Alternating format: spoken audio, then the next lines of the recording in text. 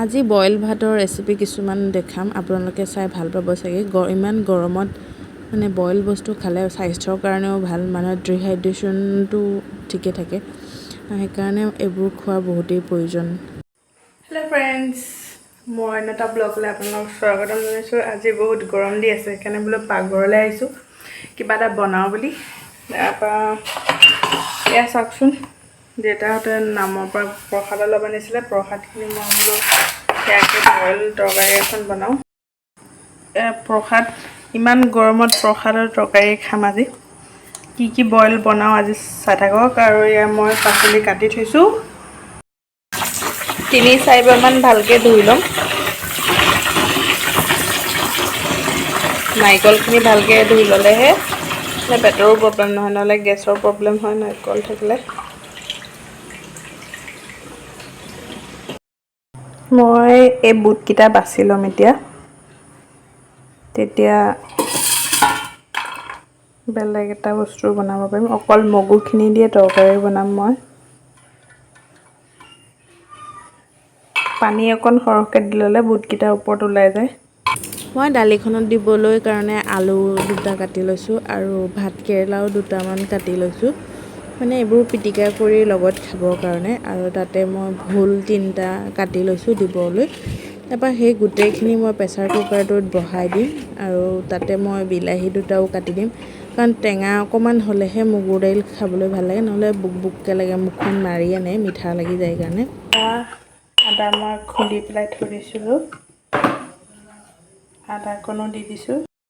আদা দিয়াৰ পিছতে মই নিমখ অকণমানো দি দিছোঁ তাতে আৰু পানী অকণমানো দি দিম মানে একেটা জোখতে দি দিছোঁ ন গোটেইখিনি বস্তু সেইকাৰণে লাষ্ট টাইমত বস্তুখিনি উলিয়াই দিয়াৰ পিছতে পানীটো অকণ কমি যাব সেইকাৰণে দি দিছোঁ আৰু তাৰপিছত মই গেছটো জ্বলাই ল'লোঁ জ্বলাই লৈ পেলাই প্ৰেছাৰ কুকাৰটো বহাই দিলোঁ আৰু ইয়াত মই 2টা চিটি মাৰি দিম এয়া উখোৱা চাউল দেই উষনা চাউল মানে ধানটো সিজাই পেলাই আকৌ ৰ'দত শুকুৱাই যিটো চাউল ওলায় তাকে আমি উখোৱা চাউল বুলি কওঁ উখোৱা চাউলৰ ভাত বনাম এতিয়া মায়ে ধুনীয়াকৈ ধুই থৈছে আৰু মই এইখিনি ভালকৈ ধুই ল'ম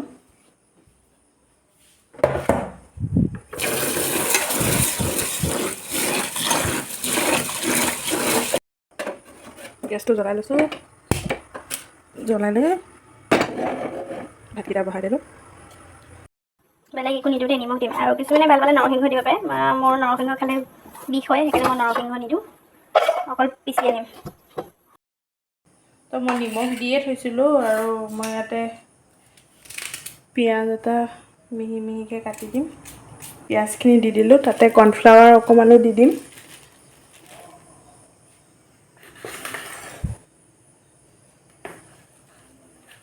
ঘামি জামি অৱস্থা নাই নিজে বনাই আছোঁ যেতিয়া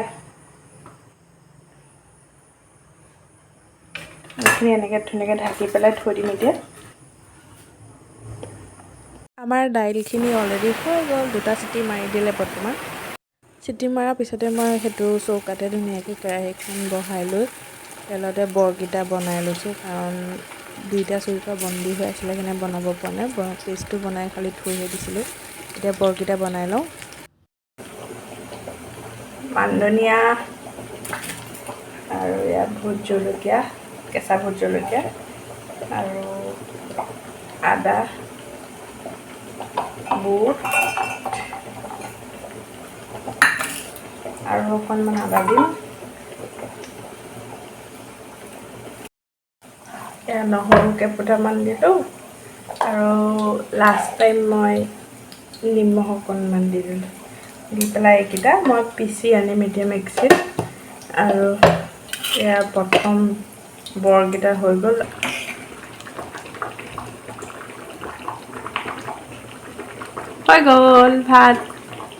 ভাতৰ মাৰটো মই কাঢ়ি লওঁ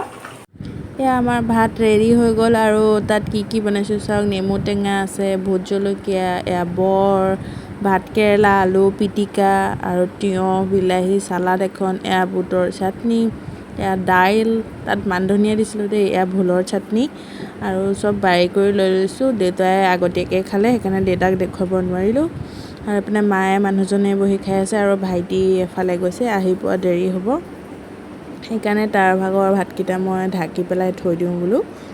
সি আহি পিছত খাব পাৰিব কিন্তু এনেকুৱা বইল ভাত খালে গৰমে গৰমে খালেহে ভাল লাগে দেই আপোনালোকেও ট্ৰাই কৰি চাবচোন এনেকৈ মোৰ নিচিনা বনাই খাবলৈ